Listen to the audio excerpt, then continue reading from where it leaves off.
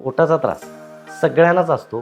कारण मी बरेच वेळा माझ्या प्रॅक्टिसमध्ये असा अनुभव घेतला आहे, की जास्तीत जास्त लोक पोटाच्या त्रासासाठीच औषध घेतात. मग भले पोट साफ करण्याचा असेल, पचनशक्तीचा असेल, पित्ताचा त्रास असेल, तर अलीकडच्या काळामध्ये पोटाचे सर्वांनाच त्रास प्रचंड होत चाललेला आहे.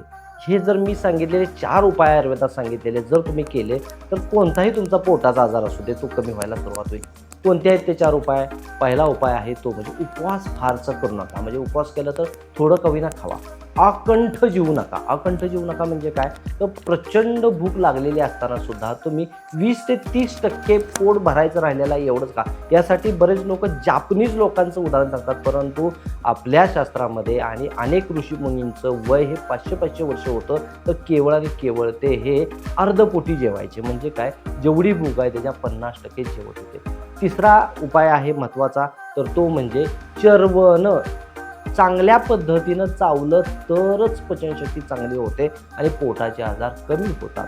आणि सगळ्यात शेवटचा महत्त्वाचा उपाय आहे, की तुमच्या जेवणामध्ये पचन वाढवणारे पदार्थ असू द्या. म्हणजे काय? लसूण, आलं, मिरे, लिंबू, जिरे, धने, ओवा यांसारखे पदार्थ तुमच्या जेवणामध्ये पाहिजे.